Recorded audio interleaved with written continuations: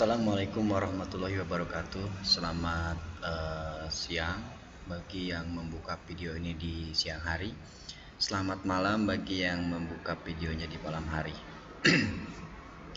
Pada kesempatan malam hari ini, karena saya merekamnya pada saat suasana malam, kali ini saya akan mencoba untuk menjelaskan tentang apa itu fungsi logika if, ya, fungsi logika if. Dimana fungsi logika if ini kalau dilihat dari rumusnya atau dari isi formulanya, yaitu ada logical expression, ada value if true, kemudian ada value if false.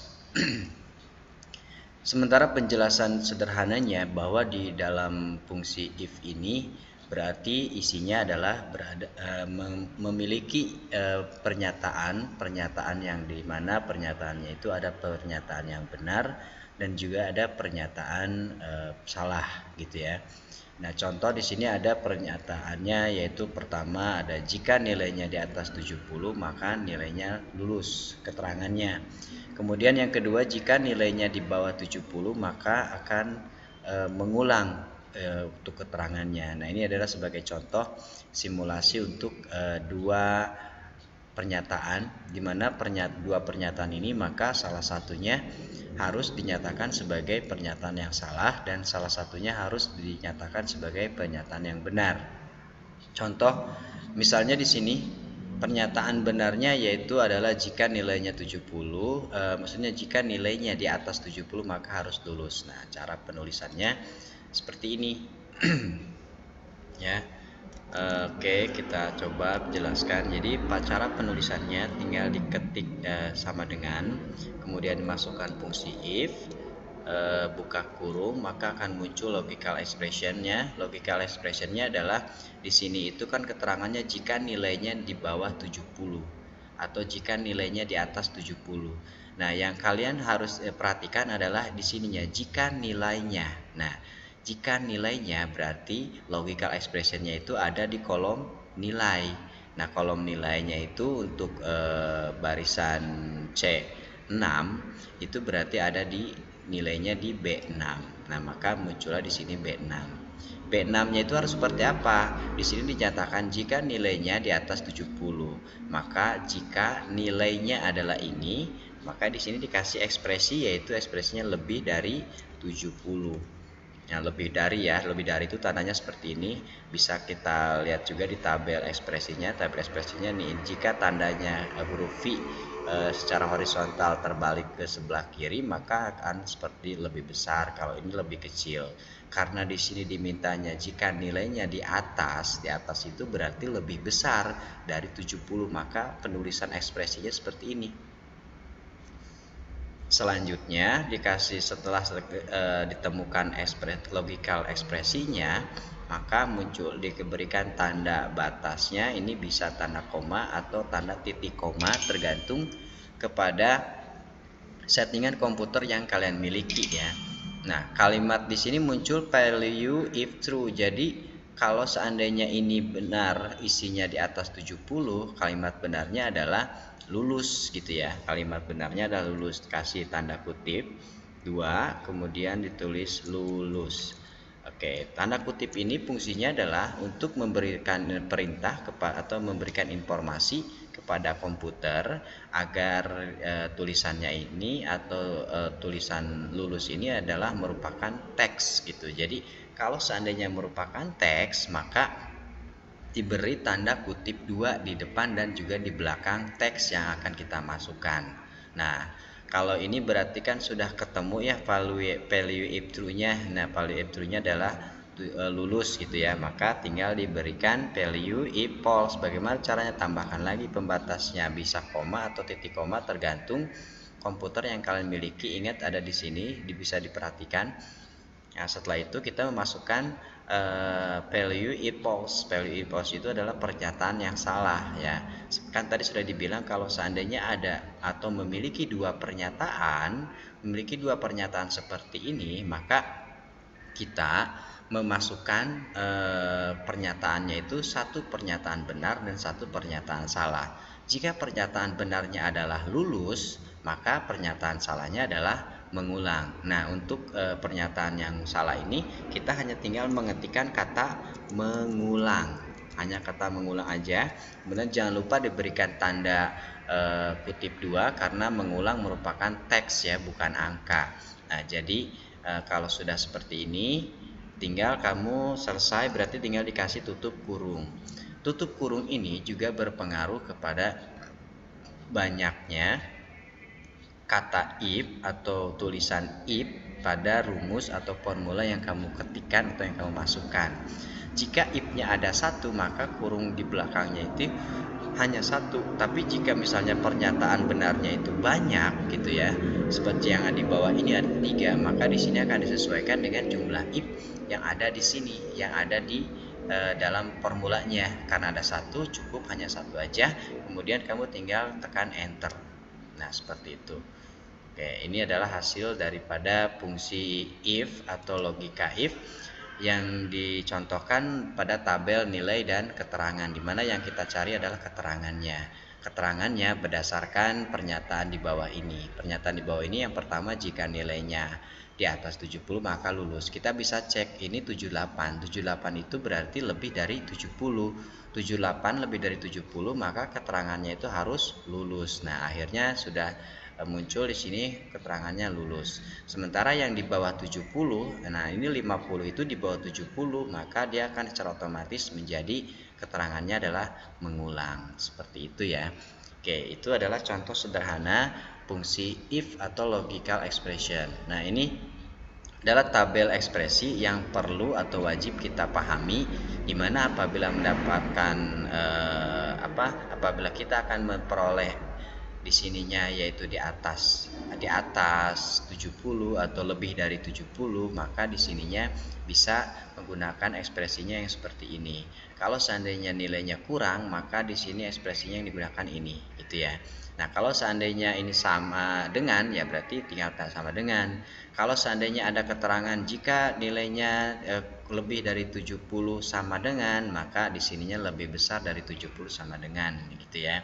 Kemudian kalau seandainya di sini keterangannya jika nilainya di bawah 70 sama dengan, maka mengulang. Maka di sininya menggunakan ekspresinya yang seperti ini, lebih kecil sama dengan. Nah, kalau seandainya di sini di keterangannya tuh jika nilainya tidak sama dengan 70, maka nilainya apa gitu ya. Nah, berarti ekspresi yang digunakannya adalah yang seperti ini. Nah, ini adalah ekspresi-ekspresi yang sering muncul pada logika if ya, logika if atau juga bisa dikatakan fungsi if gitu. Oke, itu adalah untuk contoh yang pertama. Contoh yang kedua, di sini ada sebuah tabel, di mana tabelnya itu tentang jurusan bus ya, jurusan mobil bus. Di sini ada kode bus. Ada kode bus yaitu kodenya RDA 2022, RDH 2023, kemudian RDL 2000 gitu ya. Keterangannya atau pernyataannya seperti ini. Jika kode bus adalah A, maka jurusannya adalah Banten. Jika kode busnya adalah H, maka jurusannya Halim. Jika kode bus adalah L, maka jurusannya Lombok. Ingat prinsipnya pada prinsip fungsi logika ini, di mana salah satu diantaranya harus memiliki pernyataan yang salah. Nah, jika di sini semuanya pernyataan ada 3, maka dari 3 ini salah satu harus menjadi pernyataan yang salah gitu. Nah, kalau seandainya semuanya sudah bisa dipahami, kita bisa praktekkan. Praktekkan di sini pertama tinggal memasukkan fungsi if-nya sama dengan if ya, sama dengan if, buka kurung, logical expression-nya di sini dijelaskan jika kode busnya adalah A yang pertama ya, kode bus. Nah, jadi untuk logical expression-nya kamu cari kode bus. Nah, kode busnya ada di sini, tinggal diklik yang ini. Klik ininya kode busnya. Kemudian di sini mintanya yaitu adalah A adalah itu biasanya sama dengan. Berarti adalah ada sama dengan, maka ekspresinya adalah sama dengan. Sama dengan apa? Sama dengan A gitu ya, sama dengan A seperti ini boleh gitu. Nah, kemudian setelah ketemu dengan logical expression, maka kita akan melanjutkan dengan pernyataan benarnya. Jika ini A, maka pernyataan benarnya adalah A itu apa tadi disebutkan di sini? A di sini adalah kata menyatakan Banten, gitu ya. Banten. Oke. Nah, setelah kalimat pertama pernyataan benarnya ketemu, kemudian di sini kan pernyataannya ada 3 dan salah satunya harus salah. Berarti yang 2 ini, yang duanya adalah kalimat benar. Nah, untuk menyatakan kalimat benar, kita harus mengetik ulang fungsi if-nya. Nah, tambahkan fungsi if yang kedua, yaitu kalimat benar yang kedua. Tinggal sama dengan, kemudian logical testnya kembali ke sini. Setelah itu tinggal diberikan lagi sama dengan, nah setelah kalimat di sininya adalah pernyataan kedua, bukan A lagi, tapi lihat pernyataan keduanya. Pernyataan keduanya jika kode bus adalah H, maka di sini itu huruf H, gitu ya. Nah, setelah itu kalimat benarnya apa? Kalimat benarnya adalah Halim. Nah, di sininya berarti tinggal dikasih nama Halim. Seperti itu. Oke, setelah dua kalimat dua pernyataan ini benar sudah muncul, maka kita akan mencari kalimat yang salah. Kalimat yang salahnya apa? Kalimat yang salahnya misalnya Lombok ya. Kenapa Lombok? Karena di sini pernyataannya ada 3. Yang pertama, jika kode busnya adalah A, maka jurusannya Banten. Yang kedua, jika kode busnya adalah H, maka jurusannya Halim. Nah, yang salahnya berarti Lombok. Makanya di sini hanya tinggal memasukkan kata Lombok, diberikan tanda kutip. Kemudian diingat kembali tadi yang pertama, bahwa kalau di akhir kalau sudah terpenuhi semuanya, kita hanya tinggal menutup kurungnya. Nutup kurungnya disesuaikan dengan jumlah if. Nah, di sini if-nya ada berapa? Ada 1, 2. Maka kurung tutupnya ada 2. Apakah ini sudah benar? Ya, secara penulisan rumus itu sudah rumus fungsi if itu sudah benar. Tapi yang harus kamu lihat adalah di sini dijelaskan di sini itu kode busnya adalah A, sementara di sini ada tulisan RD strip A strip 2022. Maka kita harus mencari huruf A. Bagaimana cari huruf A gitu ya? Bagaimana cari huruf A? Maka cari huruf A itu kita fungsi, misalnya oke, kita enter dulu yang ini ya. Yang ini kita enter dulu, pasti hasilnya error atau Lombok. Kenapa Lombok? Padahal di sini itu kodenya A gitu kan ya. Kenapa Lombok? Karena Lombok itu pernyataan salah. Karena di sininya permintaan pertamanya adalah A, sementara di sininya RD A 2022, maka ini adalah pernyataan yang salah. Jadi jawabannya pasti Lombok semua. Pasti Lombok semua. Nah, seperti itu ya. Nah, terus kok bisa begitu? Kenapa? Karena yang kita lihat lagi di sini munculnya ya kode busnya itu A gitu ya. Sementara di sini kode busnya RD strip A strip 2022, otomatis ini bakal salah semua. Nah, bagaimana caranya memperbaikinya? Pertama, kamu kalau seandainya mau dicek bisa dicari fungsinya mencari huruf A. Nah, mencari huruf A dalam kalimat seperti ini atau dalam kode seperti ini, kita perhatikan huruf A itu ada di mana. Oh, huruf A itu ada di tengah-tengah. Nah, masih ingat bagaimana cara mencari huruf atau karakter di tengah-tengah pada sebuah kata atau karakter lainnya? Nah, itu menggunakan ada pilihan ya, ada pilihan di situ, ada yang bisa menggunakan left gitu ya. Menggunakan left huruf fungsinya, ada juga yang menggunakan mid, ada juga yang menggunakan right. Nah, ini adalah fungsi untuk mengambil kata atau karakter dari kata lainnya. Nah, contohnya kalau lab misalnya kata Jakarta.